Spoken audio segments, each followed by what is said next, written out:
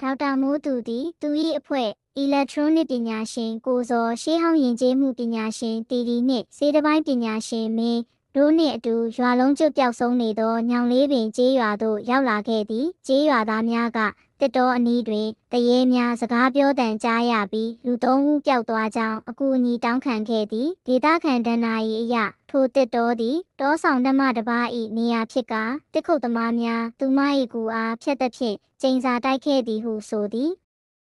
အဖွဲ့သည်တစ်တော်အတွင်းသို့အပူချိန်စကော့မီတာနှင့်အရာအလုံးကိုမှတ်တမ်းတင်နိုင်သောကင်မရာများဖြင့်ဝင်ရောက်စူးစမ်းသည်လမ်းတစ်လျှောက်လေထဲတွင်ကြက်တီးထစေသောလှိုင်းမြင့်တံကိုဇော်ဤကရိယာကဖမ်းမိသည်တီတီကမြေကြီးပေါ်ကကျောက်စာဟောင်းတစ်ချက်ကိုတွေ့ရှိသည်ဤနေရာသည်ငင်းချမ်းရာဖြစ်၏နှောင့်ယှက်သူကိုဝါမျိုးမီဟုရေးထားသည်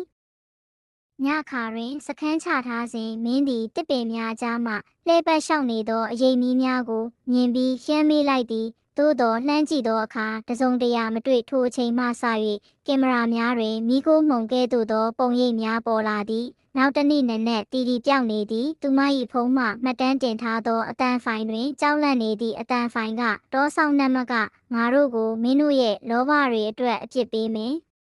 ဟုရွတ်ဆိုနေသည်ဒေါက်တာမိုးသူကနတ်ဆောင်နှက်မ၏ကူဟုယူဆရသောကြောက်ကူအနီးသို့အဖွဲလိုက်သွားရာမြေကြီးပေါ်တွင်ပျောက်ဆုံးသူများ၏လက်ဝတ်ရတနာများကျနေသည်ကိုတွေ့ရသည်ထိုအခိုက်မြေကြီးသည်ငလင်လှုပ်တကဲ့သို့တုန်ခါပြီးတစ်ကိုင်းများကြားမှဖြူဖွေးသောလက်တစုံကကိုဇော်ကိုဆွဲငင်သည်မင်းနှင့်ဒေါက်တာမိုးသူတို့လိုက်ခဲ့ရမှတစ်ပင်များ၏အရေးများကလူပုံတံပြောင်းလဲကဝိုင်းရန်လာသည်ဒေါက်တာမိုးသူကကြောက်ကူထိတ်ရှိကျိုးပဲ့နေသောနတ်ရုပ်ကိုသတိထားမိသည်တစ်ခုတ်သမားများ၏ဓာရများကိုမြင်ရသည်နှင့်သူကဒါဟာသူမရဲ့ဒေါသပါ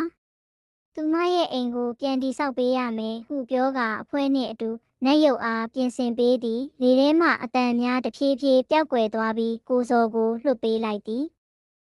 3 ရက်အကြာတွင်ကျေးရွာသားများနှင့်အတူအဖွဲ့သည်နတ်ဆောင်နှက်မီကူကိုပြန်လည်တိဆောက်ပေးခဲ့သည်သို့သောညအချိန်စခန်းချနေစဉ်ဒေါက်တာမိုးသူသည်တစ်တော်ထဲမှလှည့်ပတ်နေသောမိခိုးရောင်အရိပ်ကိုမြင်လိုက်ရပြီးပြုံးမိသည်သူမကငါတို့ကိုစောင့်ကြည့်နေတုံးပဲ